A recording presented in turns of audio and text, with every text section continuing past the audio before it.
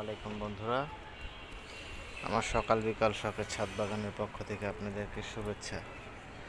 আপনারা দেখতে পাচ্ছেন আমার ছাদ বাগানে একটা লেবু গাছ, গন্ধরাজ লেবু গাছ। দেখেন পাতাগুলো কিভাবে লেদা পোকা কুকড়ে ফেলছে, দেখতে পাচ্ছেন।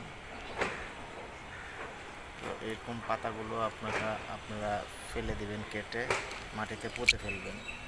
এই পাতাগুলো রাখবেন না, এগুলো রাখলে গাছের আরও ক্ষতি হবে।